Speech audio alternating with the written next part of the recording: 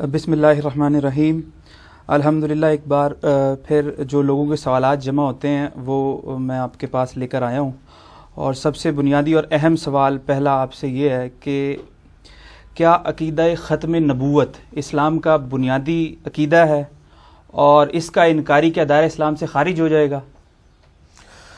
میرے بھائیو، یہ ختم نبوت کا جو عقیدہ ہے نا جی، یہ انڈیا، پاکستان، بنگلہ دیش میں ایک بڑا سینسٹیو ٹاپک ہے، کیونکہ ہم اس عقیدے کے خلاف جو سازشیں ہوئیں سب کانٹیننٹ میں اس سے سفر کر رہے ہیں، اور جتنا سفر سب کانٹیننٹ کے لوگوں نے اس حوالے سے کیا ہے وہ باقی علاقے کے لوگوں نے نہیں کیا۔ لہذا ختم نبوت ایک کریٹیکل ایشو یہاں پر بن چکا ہے۔ میرا اس میں جو موقف ہے وہ بڑا جو ہے وہ سخت ہے اس حوالے سے کہ میں اس ختم نبوت کو کسی ایک خاص مکتبہ فکر کے ساتھ نہیں جوڑتا۔ تو یہ ختم نبوت کے حوالے سے میرا تو سٹانس یہی ہے میرے بھائیوں کہ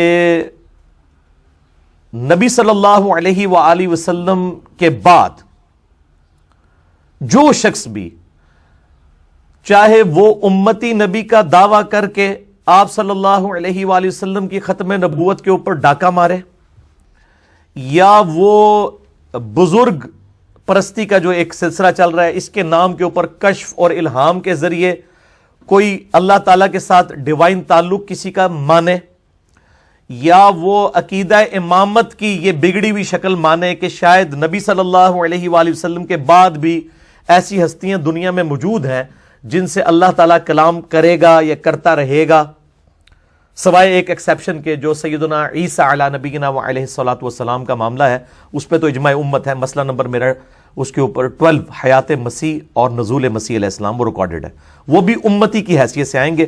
اس کے علاوہ کوئی ایکسیپشن اس امت کے اندر موجود نہیں ہے۔ اسی طریقے سے کشف اور الہام کے اوپر میرا مسئلہ نمبر 6b ہے، جس میں میں نے ثابت کیا ہے کہ نبی صلی اللہ علیہ وآلہ وسلم کی وفات کے بعد اب قیامت تک اللہ تعالیٰ کسی بھی بندے کے ساتھ نہ کشف کے ذریعے، نہ الہام کے ذریعے، نہ کوئی وحی خفی کے ذریعے، نہ وحی جلی کے ذریعے کوئی بھی ریلیشن شپ نہیں ہے، سوائے ایک ایکسیپشن کے جو بخاری اور مسلم کی متفق علیہ حدیث ہے کہ میری وفات کے بعد نبوت کی خبریں بین ہو چکی ہیں، ختم نبوت کی وجہ سے ختم ہو چکی ہیں، سوائے ایک چیز کے، اور وہ ہے خواب، مبشرات۔ اور پوچھا گیا مبشرات کیا ہیں، تو فرمایا گیا کہ خواب، مبشرات یعنی خوشخبری دینے والے خواب۔ دین نہیں سکھایا جائے گا۔ نبی صلی اللہ علیہ وآلہ وسلم اپنی مبارک زندگی میں الحمدللہ دین مکمل کر کے گئے ہیں۔ اب کسی کو خواب میں آ کے یا کوئی اور معاملات کے ذریعے دین میں کوئی ایڈیشن نہیں ہوگی، ناٹ ایٹ آل، دین میں کوئی چیز ایڈ نہیں ہوگی۔ آپ صلی اللہ علیہ وآلہ وسلم دین مکمل کر کے گئے ہیں۔ اب اگر کسی کا یہ پوائنٹ آف ویو ہے کہ نہیں یار وہ خواب میں آگے کوئی انہوں نے ایسی چیز بتانی ہے امت کو جو پہلے بتانا بھول کے تھے، نعوذ باللہ، تو وہ اپنے عقیدے کی اصلاح کریں۔ سورۃ المائدہ میں واضح آ گیا، الیوم اکملت لکم دینکم واتممت علیکم نعمتی ورضیت لکم الاسلام دینا۔ آج کے دن ہم نے تمہارے لیے تمہارا دین مکمل کر دیا اور تم پہ اپنی نعمت تمام کر دی، اور اسلام کو ایز اے ریلیجن تمہارے لیے پسند کیا۔ بخاری مسلم میں موجود ہے، یہ حجۃ الوداع کے موقع کے اوپر یہ آیت نازل ہوئی تھی سورۃ المائدہ کی۔ تو دین مکمل ہو چکا ہے۔ مبشرات کیا ہے کہ کوئی اچھا نیکی کا کام کر رہا ہے، وہ خوشخبری آ جائے گی۔ نبی صلی اللہ علیہ وآلہ وسلم کی زیارت کسی کو ہو سکتی ہے، اور اس حوالے سے جو بعض اہل حدیث علماء کا یہ موقف ہے کہ صحابہ کرام کے علاوہ کسی کے لیے گارنٹی نہیں ہے کہ وہ زیارت کر سکیں، بالکل باطل ہے۔ اس پہ بھی میرا جو 6b مسئلہ ہے اس کے آخری 40 منٹ اسی کے اوپر تھے۔ آپ بلکہ یوٹیوب پہ جا کے لکھیں خواب میں دیدار مصطفیٰ صلی اللہ علیہ وآلہ وسلم، تو میری ویڈیو کھل جائے گی، اور میں نے صحیح الاسناد حدیث سے، صحیح مسلم سے، ابو داؤد سے، ترمذی سے، باقی کتابوں سے ثابت کیا ہے کہ نہ صرف صحابہ بلکہ تابعین، تبع تابعین، تبع تابعین تک نبی صلی اللہ علیہ وآلہ وسلم کی لوگوں نے زیارتیں کی ہیں، اور باقاعدہ حدیث کی کتابوں میں موجود ہیں۔ تو وہ مبشرات ہوں گے، خوشخبریاں، اس میں کوئی دین نہیں سکھایا جائے گا، صرف یہ کہا جائے گا یہ کام اچھا ہو رہا ہے یا برا ہو رہا ہے، اور اس کی بھی وہ پھر پوری شرائط ہے۔ ورنہ تو آپ دیکھ لیں، کوئی بریلوی خواب دیکھ لے دیوبندی نہیں مانتا، دیوبندی دیکھ لے بریلوی نہیں مانتا، اہل حدیث دیکھ لیں یہ دونوں نہیں مانتے، شیعہ کا یہ نہیں مانتے، شیعہ ان کا نہیں مانتے۔ تو وہ خواب بھی نہیں ان کو کہنا چاہیے، خواب نہیں کہا کرنے کہا کہ ہمارے فرقے کے، ہمارے بزرگ، ہمارے مولوی جو خواب دیکھیں گے وہ، تو یہ تھوڑا اس کی آپ یعنی اس کو چینج کریں، یہ نہ کہ نبی علیہ السلام خواب میں آ سکتے ہیں، نہ نہ نہ نہ نہ، یہ آپ پبلک سے جھوٹ بول رہے ہیں. آپ یہ کہا کریں کہ نبی صلی اللہ علیہ وسلم صرف ہمارے فرقوں کے, ہمارے بزرگوں کے, ہمارے علماء کو آ سکتے ہیں, دوسروں کو آئیں گے بھی ہم نے نہیں ماننا. طارق جمیل صاحب کا وہ جو خواب والا معاملہ ہے, کس طرح بریلویوں نے مذاق اڑایا, ٹھیک ہے, اسی طریقے سے بریلویوں کا آئے گا, دیوبندی مذاق اڑائیں گے. تو یہ ساری چیزیں اسی طریقے سے. تو ختم نبوت کا مطلب یہ ہے کہ نبی علیہ السلام کے بعد کوئی کشف نہیں کسی کے اوپر, کوئی الہام نہیں ہے, کوئی امتی نبی نہیں ہے, کوئی ایسا معاملہ نہیں ہے. عیسیٰ علیہ السلام کی ایکسیپشن میں نے الگ سے بتا دی. تو اس پہ جن جن لوگوں نے ڈاکے مارے ہیں وہ سب ایک لیول کے مجرم ہیں. ورنہ میں یہ کہتا ہوں یہ ختم نبوت پہ جتنی بھی تحریکیں چل رہی ہیں, یہ ختم نبوت تحریکیں نہیں ہیں, یہ ایک خاص فرقے کے خلاف ہیں, اس کو ٹارگٹ کرنے کے لیے. اگر یہ ختم نبوت کے ساتھ مخلص ہو, سب کو ایک ہی جگہ لا کے کھڑا کریں, جس طرح ہم کرتے ہیں. اسی لیے آپ دیکھیں ان کی دعوت سے نقصان ضرور ہوا ہے, اسلام کا فائدہ نہیں ہوا. کیونکہ جن لوگوں کو یہ دعوت دے رہے ہیں نا, ان کو تو پتا ہے کہ جناب ساڈے نے دیا کیتا نا, تو آڈیا نے اس تو بھی ود کے کیتا ہے, ٹھیک ہے, ان کو پتا ہے کلیئر, اور وہ کھول کے سامنے رکھ دیتے ہیں. باقی قرآن حکیم بالکل اپنے عقائد اور نظریات کے اندر واضح ہے. میں نے مسئلہ نمبر 40 ریکارڈ کروا دیا ہے ختم نبوت کے اوپر, اور اس میں جو خاتم اور خاتم کا دھوکہ دیا جاتا ہے, اور اس طرح قرآن حکیم سے آؤٹ آف کانٹیکسٹ آیات پیش کر کے اپنا لقمہ قرآن کے منہ میں ڈالنے کی کوشش کرتے ہیں, وہ بالکل غلط ہے. ختم نبوت کے حوالے سے الحمدللہ اجماع امت ہے, اور اجماع خود اتنی بڑی دلیل ہے کہ میں اکثر کہتا ہوں کہ قرآن کی اتھینٹسٹی اجماع امت ہے. قرآن ہمارے سامنے نازل نہیں ہوا, عملی تواتر اور اجماع امت نے اسے ٹرانسفر کیا ہے. بالکل اسی طریقے سے ختم نبوت کے عقیدے کو بھی عملی تواتر اور اجماع نے ٹرانسفر کیا ہے. اگر قرآن پاک بخاری مسلم میں حدیثیں نہ بھی ہوں, تب بھی امت کا اجماع ٹرانسفر کرتا آیا ہے کہ ختم نبوت ہو چکی ہے, اب اور کسی پیغمبر نے نہیں آنا. وہ تو درجنوں آیات ہیں قرآن حکیم میں. یعنی اللہ تعالیٰ فرماتا ہے سورہ فاطر کے اندر, اعوذ باللہ من الشیطان الرجیم, وَإِن مِّنْ أُمَّةٍ إِلَّا خَلَا فِيهَا نَذِيرٌ, کوئی بھی امت ایسی نہیں گزری جس کے اندر کوئی نہ کوئی پیغمبر ڈر سنانے والا نہ آیا ہو. پھر سورہ سبا کے اندر آیا وَمَا أَرْسَلْنَاكَ إِلَّا كَافَّةً لِلنَّاسِ بَشِيرًا وَنَذِيرًا, اے محبوب صلی اللہ علیہ وآلہ وسلم, ہم نے آپ کو پوری انسانیت کے لیے خوشخبری سنانے والا اور ڈر سنانے والا بنا کر بھیجا. لیکن اکثر لوگ نہیں جانتے. تو اس سے بالکل کلیئر ہو گیا کہ آپ صلی اللہ علیہ وآلہ وسلم جب پوری انسانیت کے لیے آئے ہیں, تو اب اس کی گنجائش ہی نہیں ہے کہ کوئی اور پیغمبر آئے. اور پھر کیٹاگوریکل مینشن ہو گیا سورہ الاحزاب کی آیت نمبر 40 میں, ما کان محمد ابا احد من رجالکم ولکن رسول اللہ وخاتم النبیین, محمد صلی اللہ علیہ وآلہ وسلم تم مردوں میں سے کسی کے باپ نہیں ہیں, بلکہ وہ تو اللہ کے رسول ہیں اور خاتم النبیین ہیں, نبوت کی مہر ہے اور نبوت کی سیل بھی ہے. دونوں چیزیں اس کا ترجمہ ہوگا. خاتم مہر کو بھی کہتے ہیں اور سیل کو بھی کہتے ہیں. اور ظاہر ہے کہ ڈاکومنٹ کے اینڈ کے اوپر مہر لگائی جاتی ہے. یہ وہ جج بھی آپ کو پتا ہے نا, جب ڈیسیژن کرتا ہے اینڈ پہ جا کے قلم توڑ دیتا ہے, یہ وہ ڈاکومنٹ کے اینڈ کے اوپر سگنیچر کیے جاتے ہیں, یہ مہر لگائی جاتی ہے. یہ جج بھی بیٹھے ہوئے ادھر. تو وہ اس لیے ہوتا ہے کہ تاکہ یہ چیز اسٹیبلش ہو جائے کہ اس کے بعد اب اس ڈاکومنٹ میں کوئی چیز ایڈ کرنا جرم ہے. اگر آپ سٹیمپ اس سے مراد لیتے ہیں, اور اگر آپ سیل مراد لیتے ہیں, تو آج بھی آپ دیکھیں ڈاک کے جو لفافے ہیں وہ سیل ہو کے جاتے ہیں, تالے بھی سیل کر دیے جاتے ہیں, تاکہ اگر کوئی اس کے ساتھ ہیرا پھیری کرے تو پتہ چل جائے کہ یار اس میں کسی نے. تو نبی صلی اللہ علیہ وآلہ وسلم سٹیمپ آف دا پروفٹ بھی ہیں اور سیل آف دا پروفٹ بھی. سٹیمپ کا یہ مطلب لینا کہ آپ کے بعد جتنے پیغمبر آئیں گے وہ مہر لگوا کے آئیں گے, تو یہ تو مطلب اپنا لقمہ قرآن کے منہ میں ڈالنے والی بات ہے. قرآن پاک کے زمانے کے اندر جب یہ قرآن نازل ہوا ہے وہ اپنے نظریات کے اندر بالکل واضح ہے. اور پھر صحابہ کرام نے کیسے سمجھا اور آگے کیسے ٹرانسفر کیا. اور اس میں آپ دیکھیں کہ بڑی انٹلیکچوئل بات کی گئی ہے کہ نبی صلی اللہ علیہ وسلم تو مردوں میں سے کسی کے باپ نہیں ہے, بلکہ وہ تو اللہ کے رسول اور خاتم النبیین ہے. یعنی خاتم النبیین یا خاتم دونوں میں معنی درست ہیں. خاتم کا لفظ احادیث میں ہے بخاری مسلم میں, خاتم کا قرآن میں. خاتم کہتے ہیں ختم کرنے والا, مکمل کرنے والا. تو آپ صلی اللہ علیہ وآلہ وسلم جو ختم نبوت آپ پر ہوئی ہے, ساتھ ہی کہا گیا آپ مردوں میں سے کسی کے باپ نہیں ہے. کیوں؟ اگر آپ کا بچہ کو مرد کی عمر تک پہنچتا تو آپ کی شان کا تقاضا تھا کہ آپ کے بچے کو بھی پیغمبر بنایا جاتا, جس طرح اگلے انبیاء کے بچے پیغمبر تھے. اور زید ابن حارثہ کو کہا جاتا تھا زید ابن محمد, منہ بولے رشتے کی ممانعت کی گئی اسلام میں, قرآن کے اندر. اور پھر کہا کہ مردوں میں سے باپ ہی نہیں کس کے, وہ تو اللہ کے رسول اور خاتم النبیین ہے. یعنی ختم نبوت کا تقاضا ہے کہ آپ کا کوئی بچہ جوان ہوگا ہی نہیں, مرد بن ہی نہیں سکتا, کیونکہ ختم نبوت ہو چکی ہے نا. تو مرد کیوں بنے گا بچہ؟ بچہ اگر مرد بنتا ہے تو اس کو پیغمبر بنانا ہوگا آپ صلی اللہ علیہ وآلہ وسلم کو پروٹوکول دینے کے لیے. اور یہ بات میں اپنی طرف سے نہیں کہہ رہا, صحیح بخاری میں موجود ہے. سیدنا عبداللہ ابن ابی اوفا رضی اللہ تعالیٰ عنہ وعلیہ السلام المتوفا 84 ہجری, ان سے کسی نے پوچھا, یہ یعنی بہت بعد میں فوت ہونے والے صحاب میں سے, نبی علیہ السلام کے بعد 73 ایئرز تک یہ زندہ رہے ہیں, 84 ہجری میں فوت ہوئے ہیں, بلکہ 86 ہجری میں 75 ایئرز زندہ رہے ہیں, عبداللہ ابن ابی اوفا.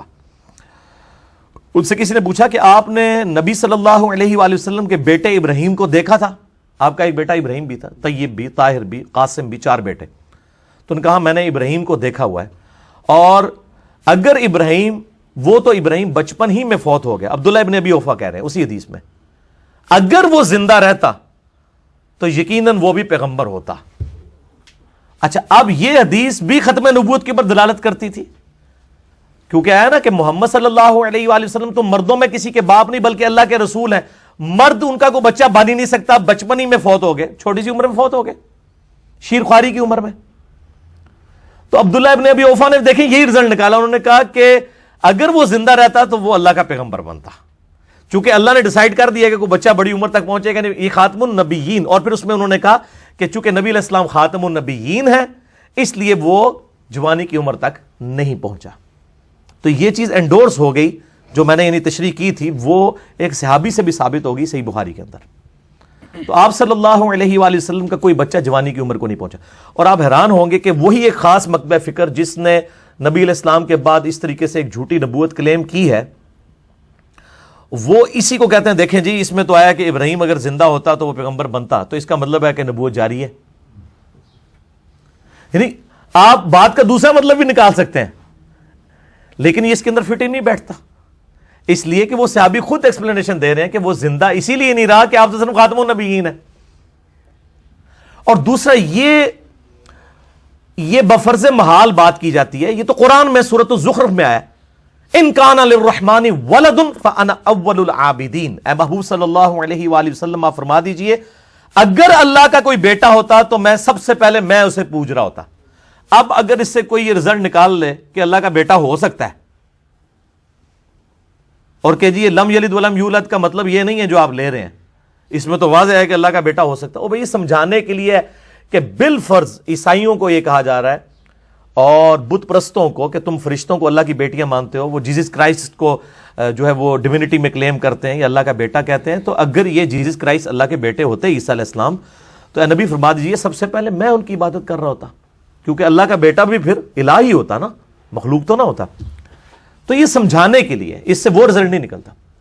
پھر آپ دیکھیں بخاری اور مسلم کی متفق علیہ حدیث ہے کہ نبی صلی اللہ علیہ وآلہ وسلم فرماتے ہیں کہ بنی اسرائیل کی جو سیاست ہے وہ ان کے انبیاء کے ہاتھوں میں ہوتی تھی.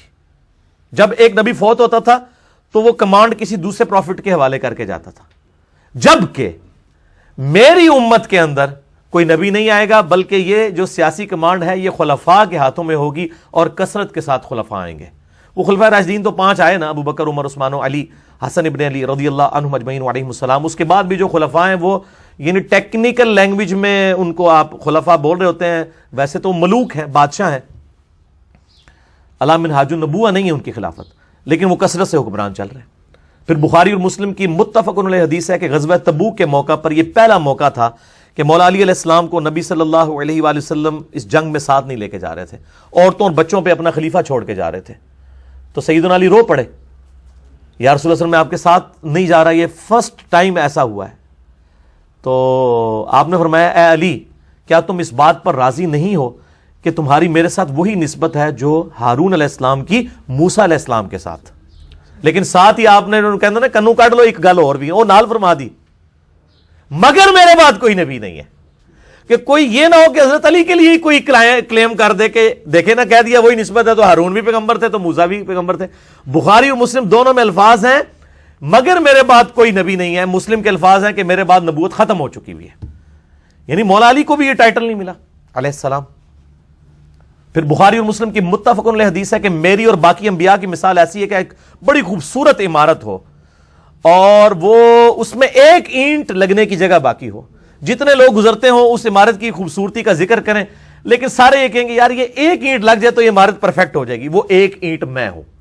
اس سے بڑھ کے اور کیسے سمجھایا جائے؟ جب جگہ یہ ایک اینٹ کی ہے تو کوئی دجال کیسے دعویٰ یہ کر سکتا ہے کہ میں یہ پیغمبر ہوں؟ وہ دجال اس لیے کہ نبی علیہ السلام نے خود دجال کہا ہے. بخاری اور مسلم کی متفق علیہ حدیث ہے. یہ میں عام مولویوں والے والے نہیں پیش کر رہا, میں جو حدیثیں جس کتاب میں اس کے حوالے دے رہا ہوں. اگر کوئی الفاظ مسلم میں تو میں مسلم تک رہوں گا, یہ نہ کہ یہ بھی بولتا جا رہا ہے جس طرح آج کل وہ ٹیکسٹ میسج جو جھوٹ لکھ کے نیچے لکھ دیتے ہیں بخاری اور مسلم. یہ والا نہیں جائے بھائی, یہ بڑا ذمہ دار بندہ بیٹھے ہیں.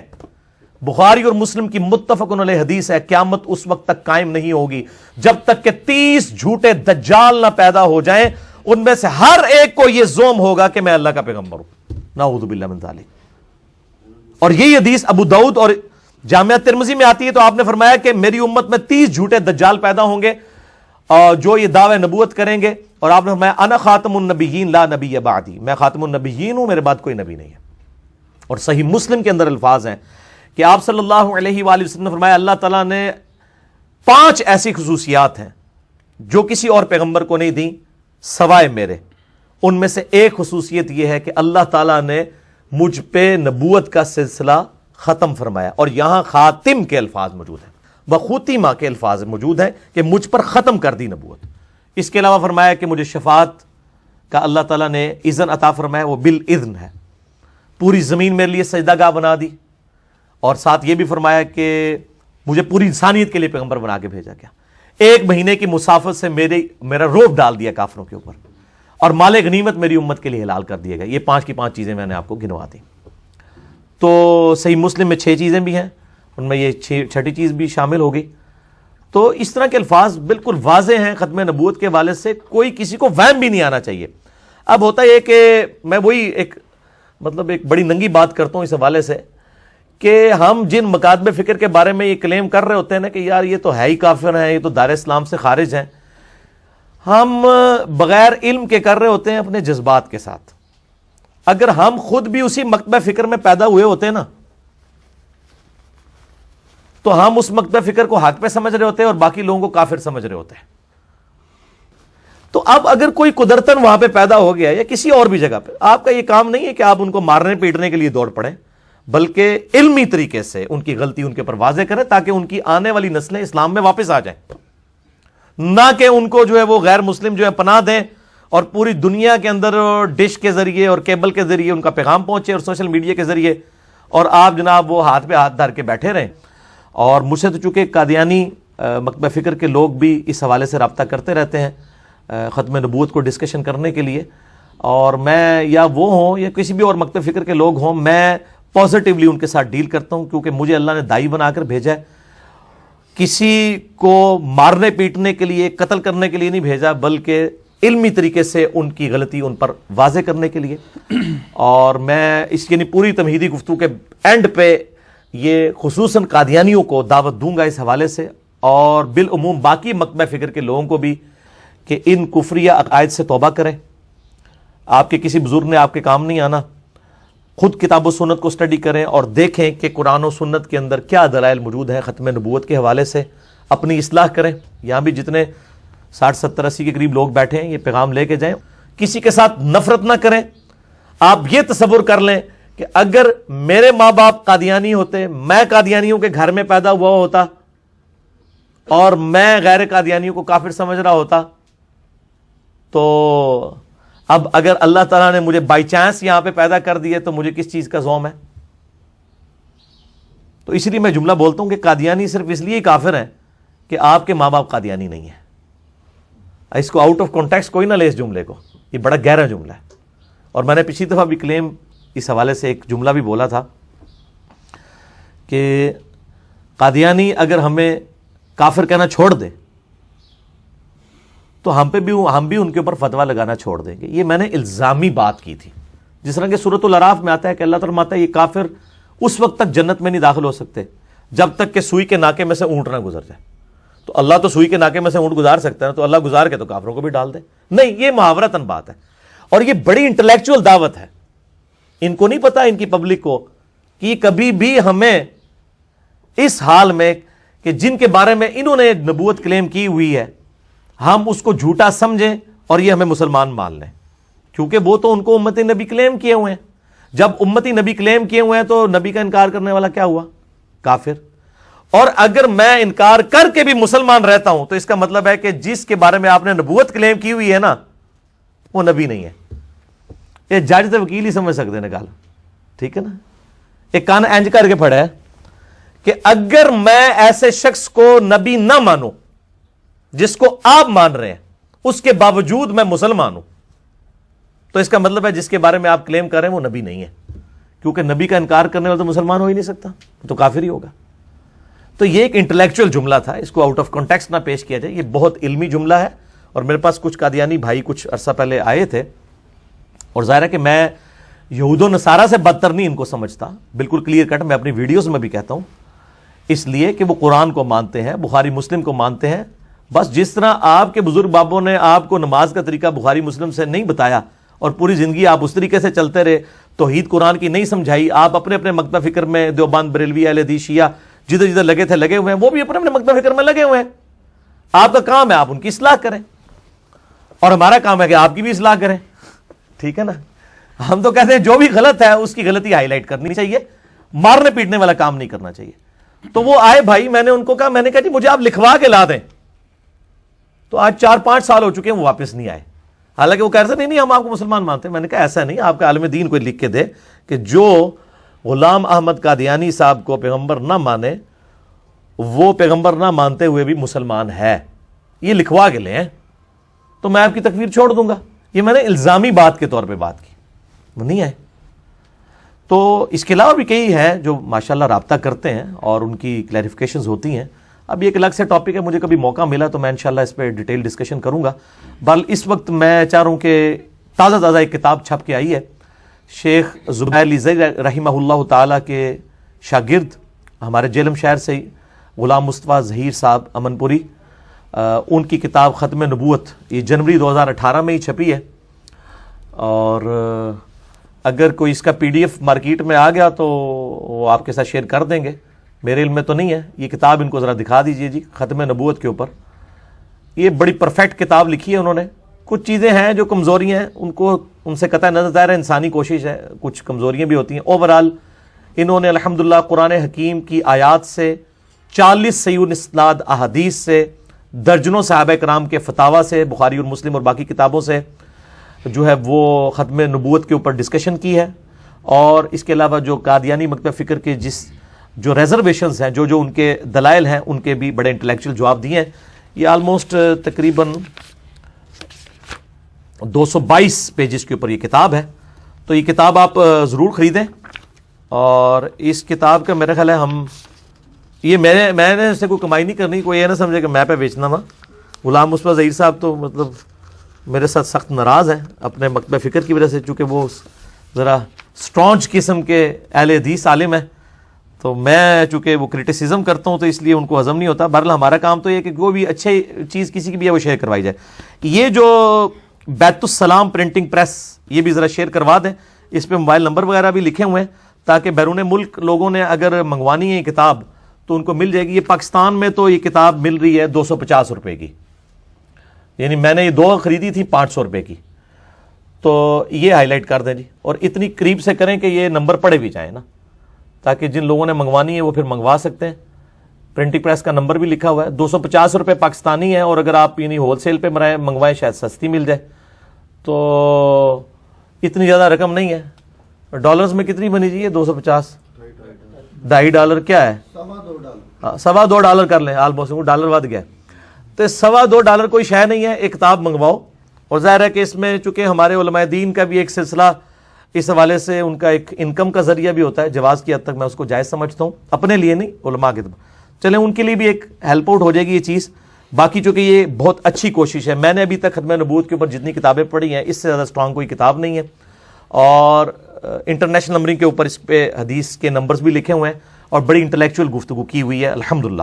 تمام احادیث آلموسٹ انہوں نے اس کے اندر کور کر دی ہیں۔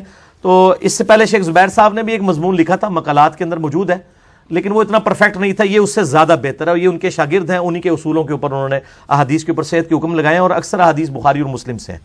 تو یہ یعنی میرا ایک علمی انصاف تھا کہ میں باقی اس کے اندر جو انہوں نے لینگویج یوز کی ہے، بعض جگہ کہیں اگر سخت لینگویج یوز ہوئی ہے تو میں پیشگی معذرت کر لوں، اس کی وجہ کہ میرے مزاج نہیں ہے کہ میں اس طریقے سے. اور دوسرا اس میں کمزوری اس حوالے سے بھی ہے کہ انہوں نے خاص مکتبہ فکر کو ٹارگٹ کیا ہے. وہ کمزوریوں کی کمپنسیشن میرا مسئلہ نمبر 40 آپ دیکھ لیں، یوٹیوب پہ جا کے لکھیں 40 مسئلہ MAS' والا کاما ALAH. مسئلہ کہتے ہیں عربی میں سوال کو، اور سوال ویسے ہم اردو میں کہتے ہیں لفظ سوال ہے، پیش ہے، علماء سے میں بول رہے ہیں. ٹھیک ہے جی. تو یہ 40 مسئلہ جو ہے وہ آپ دیکھ لیں، اور وہ آج کا ریکارڈڈ نہیں ہے، آلموسٹ 6 سال پرانی ویڈیو ہے وہ ریکارڈڈ مسئلہ 40. تو میں نے اس وقت جو باتیں کی تھی، اب آپ یہ میرا کلپ جب ختم نبوت کے حوالے سے چڑھے گا تو آپ وہ باتیں سنیں گے، آپ کہیں گے یار یہ تو باتیں اس وقت بھی ہوئی تھی، اب ہمیں ذرا زیادہ بہتر طریقے سے سمجھ آ رہی ہیں. تو یہ پہلا سوال کریٹیکل تھا، تو میری چونکہ تیاری تو نہیں تھی، جو میرے دل کا درد تھا میں نے سامنے رکھ دیا. تو ابھی بھی بہت کچھ بول سکتا ہوں، لیکن میرا خیال ہے باقی سوالات کو کور کریں تاکہ ٹائم بھی ہم فارغ بھی ہو جائیں. بس اسی ضمن میں ایک سوال یہ ہے کہ ٹھیک ہے کفری عقائد بھی ہوتے ہیں اور ہمارے علماء کی اکثریت نے ان کو دائرہ اسلام سے خارج بھی کر دیا ہے، مسئلہ نہیں، یہ مسئلہ نہیں. اس کے بعد مسئلہ یہ ہے کہ جب ہم ان سے لا تعلق ہو جاتے ہیں، ملنا ملانا یا اس طرح کی کوئی گیدرنگ ہی نہیں ہوتی، تو پھر ہم ان کو کس طریقے سے ختم نبوت کی دعوت دیں گے یا دائرہ اسلام میں لانے کی کوشش کریں گے جبکہ ہمارا کوئی تعلق ہی نہیں ہے. بالکل صحیح کہہ رہے ہیں، یہ تعلق ختم کرنے والی تو کوئی بات ہونی نہیں چاہیے. آپ یعنی یہی ہمارے لوگ جو ہیں وہ باہر کے ملکوں میں جا کے یہودیوں کی عیسائیوں کی نوکریاں کر رہے ہیں، ان کے ٹوائلٹ صاف کر رہے ہیں، ادھر تو ان کو کوئی نہیں سمجھا رہا. ہاں کفار کے ساتھ دلی دوستی آپ نہیں رکھ سکتے، لیکن آپ معاملات کو تو لے کے چلیں گے تاکہ دعوت کا میدان نہ ختم ہو. دوسری طرف تو کہتے ہیں کافروں کے لیے آپ صلی اللہ علیہ وآلہ وسلم نے چادریں بھی بچھا دیں، یہ ہمیں بتا رہے ہوتے ہیں نا. وہ جی بڑھیا جو ہے وہ چاہے وہ ضعیف ہی واقعہ ہے لیکن ان کے لیے تو صحیح ہے نا، وہ کانٹے بچھاتی تھی تو آپ صلی اللہ علیہ وسلم اس کی تیمارداری کے لیے چلے گئے. تو یہ مثالیں جب دے رہے ہوتے ہیں تو مطلب خود بھی یہ غور کریں. تو دعوت کا میدان کبھی بھی خالی نہیں چھوڑنا چاہیے، تعلق قائم رکھیں اور دعوت اور اصلاح والا معاملہ کریں. لیکن اس میں یہ بھی مشورہ دوں گا کہ پہلے آپ خود بھی ایجوکیٹ ہوں. بڑے اکڑ کے لوگ پہنچ جاتے ہیں سامنے، آندھی الف بے نہیں ہوندی، نہ کسی آیت دا پتہ نہ کسی حدیث دا پتہ، تے ٹوٹ جاندے نے مناظرے کرن. تو پہلے آپ علم حاصل کریں، اس کے بعد آپ کسی کو دعوت دیں. آپ پہلے خود بھی تو ایجوکیٹ ہو نا اس حوالے سے. صحیح ٹھیک ہو گیا.